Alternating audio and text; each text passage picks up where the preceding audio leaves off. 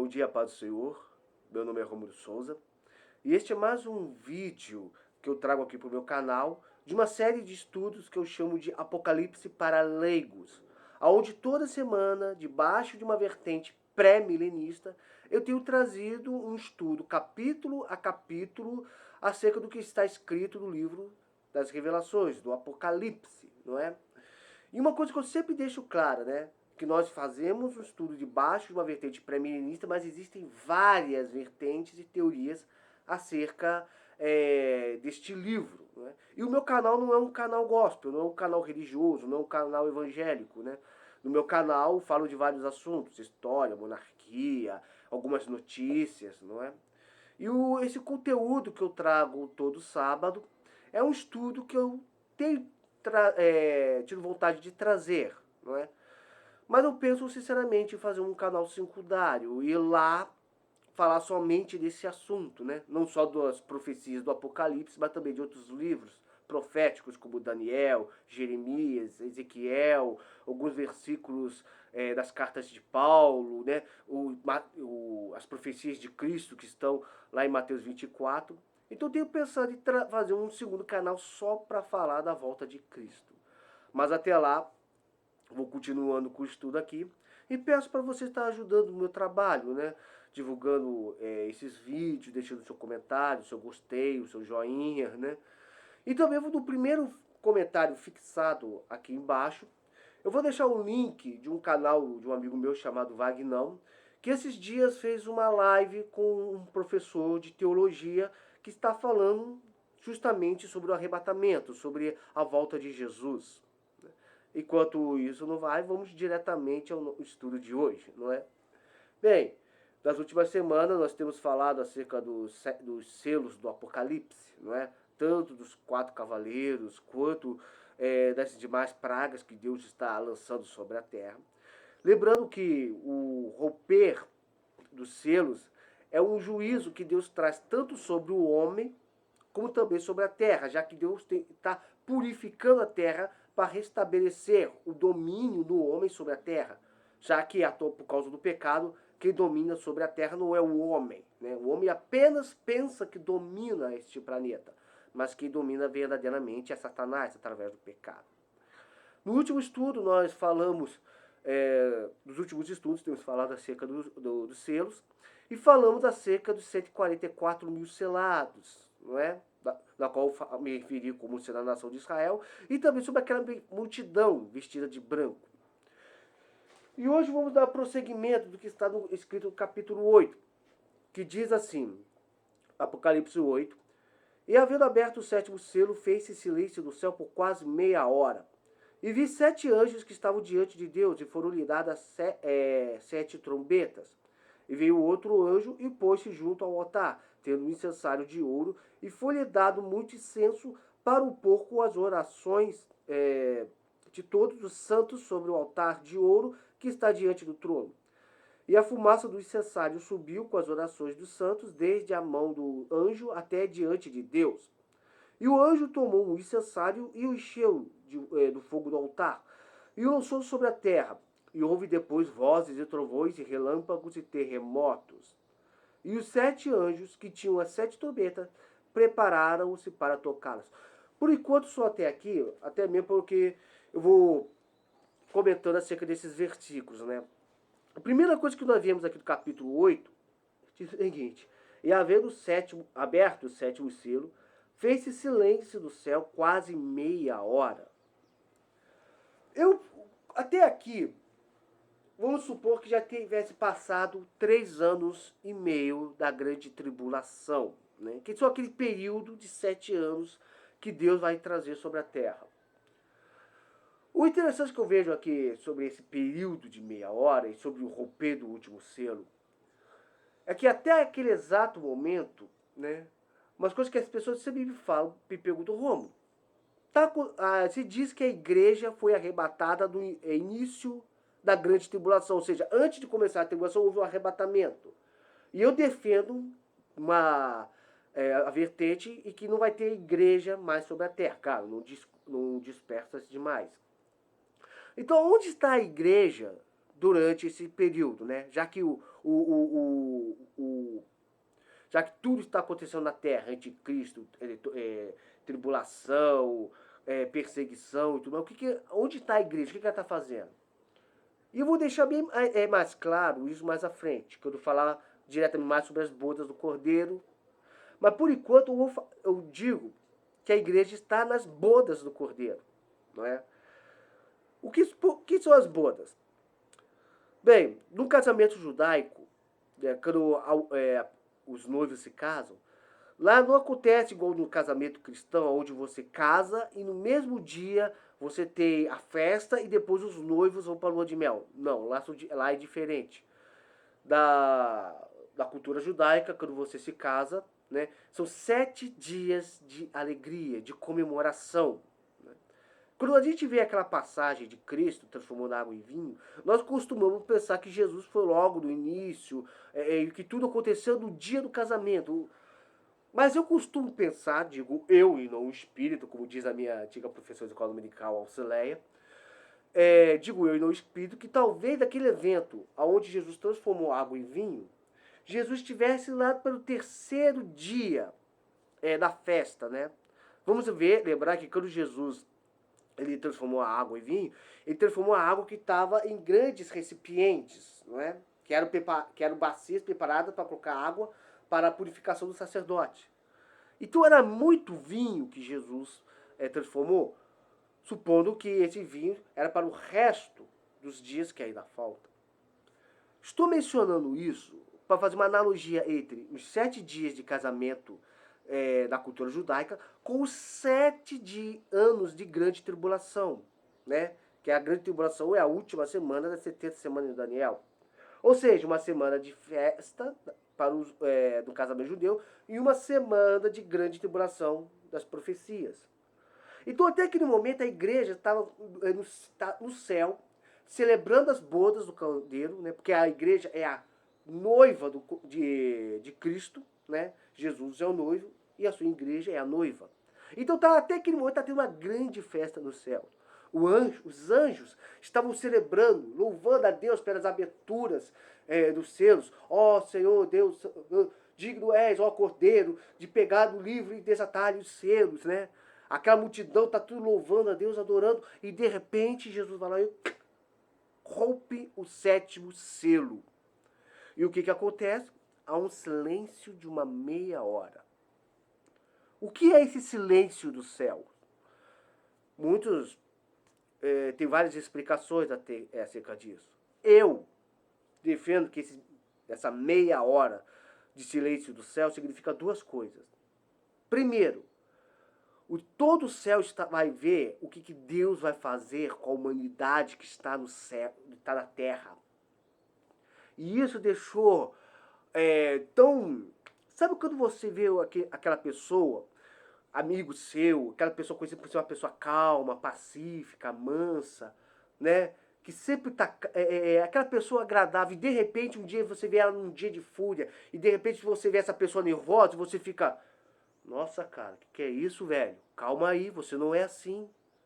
Sabe, você fica espantado por ver aquele camarada que sempre foi calmo e de repente ficar nervoso por causa de uma determinada situação. Então, eu penso que todo o céu, corrompendo o 7º, viu o que Deus vai fazer e pensou, meu Deus, Deus agora está falando sério. Porque Deus ainda vai lançar mais 7 pragas, que vão ser as trombetas, né? Então, esse momento de meia hora de silêncio, no meu ponto de vista, é como todo o céu estivesse quieto, reverenciando. E a igreja vai estar, digamos assim, eu penso, orando a Deus acerca do que ainda vai acontecer na terra, para o povo judeu e tudo mais. Tanto é que depois aparece um anjo com um incensário de ouro, que são as orações dos santos, né? E eu penso que é uma intercessão que o céu esteja fazendo, né, em relação aos habitantes da terra. Vamos lembrar que a grande tribulação é o período de juízo, não é mais o período da graça. Então esse Deus bonzinho que nós costumamos pensar, vamos dizer que Deus está dando um tempo com ele. E vamos lembrar, Deus ele é o auge do amor, da graça e da misericórdia. mas também ele é o auge da justiça, do juízo e da honra. E Jesus fala, ai daqueles que caem na mão do Deus vivo. E até esse momento Deus já selou o seu selado, já selou os judeus que hão de herdar, que vão de prevalecer na grande tribulação e tudo mais. E agora vamos dizer que o pau vai comer, vamos dizer assim, não é? É um pensamento meu, cara, tá entendendo? Vamos deixar assim, do porquê esse silêncio, né? E vamos deixar claro que agora, olha, e o anjo ele lança essa fumaça. E a fumaça, ou seja, essas orações chegaram como um incenso, né? E o anjo pegou, e a fumaça do incenso subiu com as orações do santo. Ou seja, por isso que eu penso que é a intercessão. Desde a mão do anjo até diante de Deus. E o anjo tomou o incensário, encheu do fogo do altar e lançou sobre a terra. E olha só o que teve. Houve depois vozes e trovões e relâmpagos e terremoto. Ou seja, quando o anjo lançou sobre a terra essas orações, isso se manifestou. Uma coisa que a gente tem que deixar clara, tudo que acontece no o céu e a terra funcionam de maneira, vamos dizer assim, paralela, digamos assim. Tudo que acontece no reino espiritual afeta no reino material. Do que o anjo pegou esses mensagens e jogou sobre a terra, quando nós ouvimos falar que na terra houve vozes, eu penso que é aquelas vozes de gemido, de pessoas apavoradas, trovões, tempestade, uma cena totalmente... Como é que fica uma pessoa no meio de uma tempestade, apavorada? E ainda terremoto ainda, para você ver o cenário apocalíptico que está o planeta. E aí aparece 7 anjos que tinham 7 trombetas. A figura da trombeta era importante no Antigo Testamento. Vamos lembrar que dos povos antigos, quando um general anda com o seu exército, diante dele sempre tem alguém usando uma trombeta. O som da trombeta significava a maneira como o exército tinha que marchar, não é? Durante o êxodo do Egito, o povo de Israel, né, que tinha saído do Egito, estava no deserto, indo para Canaã, Deus estabeleceu toques de trombeta. Toda vez que eles ouviam uma trombeta, todo o povo, era o momento em que eles tinham que levantar o acampamento e cada um sair. É lógico, a Bíblia fala que quando a coluna de fogo ou de nuvem, dependendo se estava de dia ou de noite, movia-se, eles levantavam o acampamento, e aí o que acontece? Um sacerdote ele tocava a trombeta, um toque para a primeira tribo, que eram 12 tribos, poder andar, outro toque depois da segunda e depois da terceira, para se ter uma marcha. Então a figura da trombeta é muito importante no Antigo Testamento, né? Às vezes eles tocavam a trombeta também para poder anunciar o período do sábado, de adoração. Então, a gente tem que pegar essa figura e usando aqui as trombetas, Deus está fazendo seus anúncios de juízo sobre a terra. E são 7 trombetas. E essas trombetas, esses 7 juízos, nós podemos dividir em 2 grupos, né?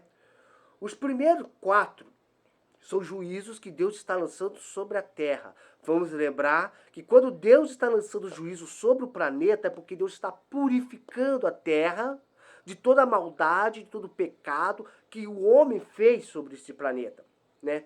Nós pensamos que todo o mal que o planeta tem sofrido no homem seja apenas da questão da poluição dos rios, dos mares, do ar, dos desmatamentos. Mas o próprio pecado do homem também afeta esse planeta. Então Deus está purificando a terra. Por essa razão, sempre quando você ouve isso, é uma purificação. E as outras 3 trombetas são juízos que Deus está lançando sobre a humanidade, não é? Vamos lembrar, Deus está derramando o seu juízo sobre as nações. E vamos aqui, ó. E o primeiro anjo tocou a trombeta, e houve saraivá e fogo misturado com sangue, né? Ou seja, saraiva a gente lembra de granizo, né, cara? Que muitas vezes acaba com as plantações e tudo mais, né? E foram lançados na terra, que foi queimada a sua terça parte. E queimou-se a terça parte das árvores, e toda a erva verde foi queimada. Engraçado que ou melhor, essa terça parte eu vou falar um pouquinho mais à frente, né?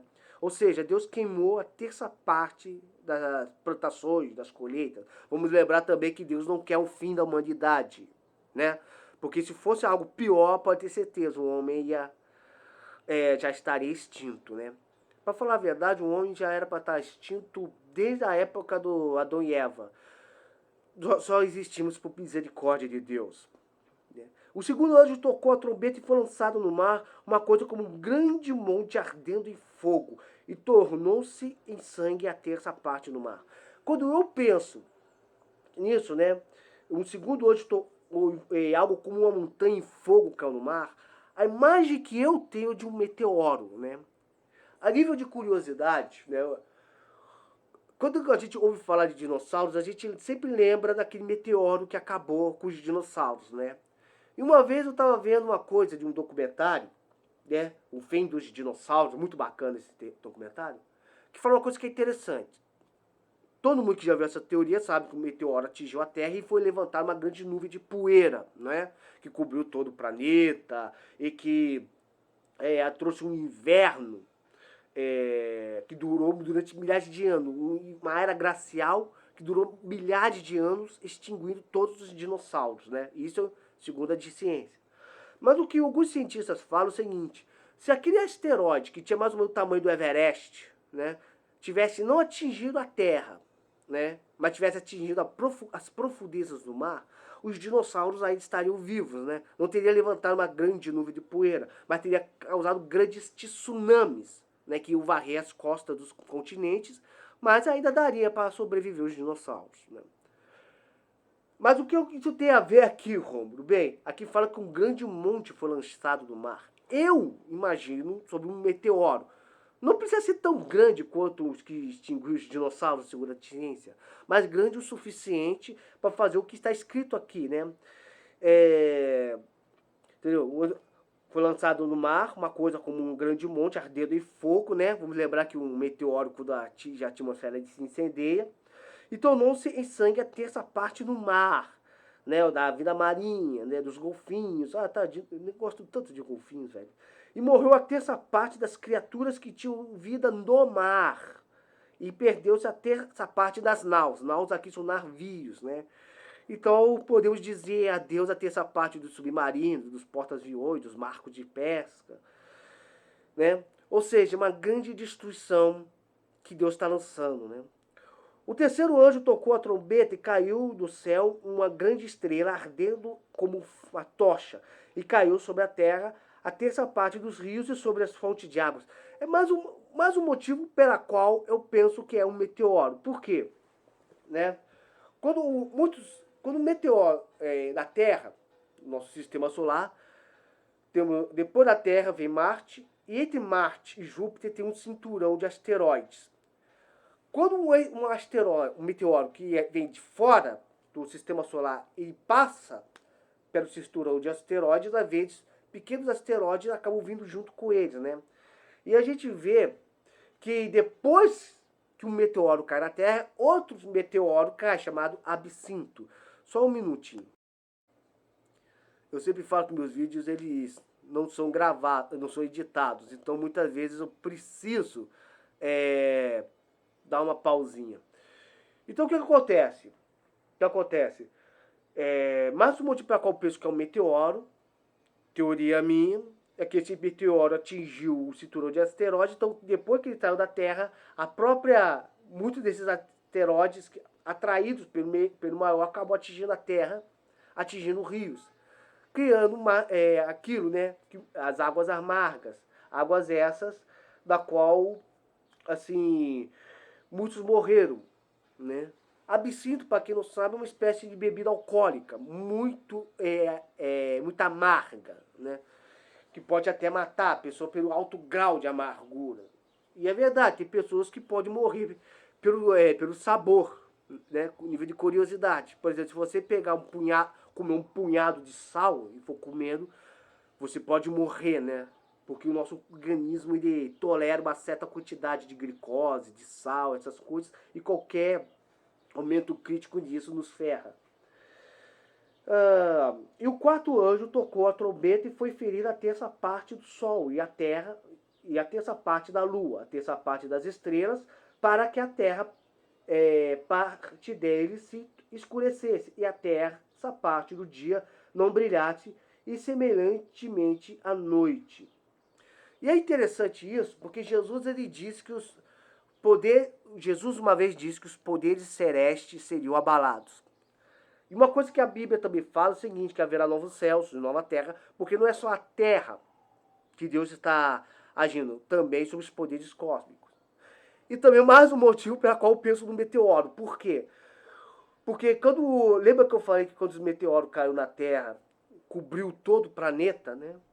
Então quando eu penso assim, que cobriu a terça parte da luz solar e da luz das estrelas, não é que eu penso que Deus apagou o sol, né? Não, ou que a diminuir, sabe aquele interruptor que tem alguns interruptores lá quando você mexe nele, a intensidade da lâmpada diminui. Então não é como Deus estivesse diminuindo a intensidade do sol. Mas eu penso que numa visão da Terra, aqui nós estamos daqui da Terra olhando para o céu, a camada de poeira, né, escureceu um pouco o planeta, prejudicando ainda mais, não é? Cara, eu tô muito fixado em meteoros, cara. Mas como eu disse, isso é uma teoria minha, não é? Então, ou seja, nós vimos aqui, como eu falei, Deus está agindo sobre a Terra. E é engraçado que Deus sempre age na terça parte, né? Terça parte da Vida Maria, terça parte das colheitas, terça parte do sol, da lua, né? E por que Deus só age sobre uma parte e não sobre o todo? Simples. Se Deus agisse sobre toda a vegetação do planeta, ou toda a vida marinha que está no mar, a raça humana ia se extinguir. Deus não tem interesse da destruição da raça humana, né? Deus, mas sim da salvação dela. Ou pelo menos dos judeus, né, da grande tribulação. Então qualquer coisa a mais que aconteça com esse planeta, nós estaríamos igual os dinossauros, extintos. Né? E olhei e vi um anjo voar pelo meio do céu, dizendo com grande voz: ai, ai, ai, dos que habitam sobre a terra, por causa das outras vozes, das trombetas, dos 3 anjos que hão de ainda tocar. Ai, ai, ai. Com certeza você já ouviu essa expressão, né? Não tô falando aqui quando você mete o dedão na quina na mesa e fala, ai meu dedinho. Não. Mas quando você fala, ai rapaz, né? Sabe quando você chega pra pessoa e fala, ferrou? Então, mais ou menos é tipo isso que o anjo está dizendo. Cada ai significa cada uma das 3 trombetas que ainda vão ser tocadas. E no próximo estudo nós vamos falar sobre a 5ª trombeta, né? Que é uma coisa bem polêmica entre muitos que estudam sobre o Apocalipse, principalmente que fala que as pessoas vão procurar a morte e essa vai fugir da pessoa. Mas é lógico, isso eu vou deixar para o próximo vídeo, né? Já que já passamos dos 20 minutos. Bem, resumindo, Deus já começou a tocar as trombetas. E no céu houve um grande silêncio. E eu penso que esse silêncio é porque as pessoas viram o que ainda estava para acontecer da outra parte dos 7 anos, né? E o engraçado é que a gente fala da grande tribulação como se fosse os 7 anos. Mas na verdade, esses 7 anos são divididos em 3 anos e meio. 3 anos e meio de tribulação e 3 anos e meio de grande tribulação, né? E isso nós vamos falar um pouco mais à frente. Bem, terminei por aqui. Se você está assistindo, muito obrigado se você me acompanhou até aqui. E comente o que você achou sobre isso, né? E sinceramente, eu estou pensando em abrir um canal secundário só para falar de Apocalipse e profecias bíblicas, né? Só que aqui eu não vejo como falar muito sobre isso aqui, já que eu falo em muitas coisas sobre neste canal, que eu falo de história, monarquia, política, às vezes até de animes, às vezes eu falo, né? Então é bom ter um canal só pra isso, né? E sem falar que meus vídeos de Apocalipse não são os mais vistos, mas eu gosto de falar porque fala de uma grande verdade. Jesus está voltando. E infelizmente, muitos de nós, muitos dos que estão na igreja, que se dizem ser igreja, estão dormindo. Muito obrigado por você me acompanhar até aqui. Fique na paz. Que Deus esteja te abençoando nesse dia de hoje. Até. Tchau. E Shalom.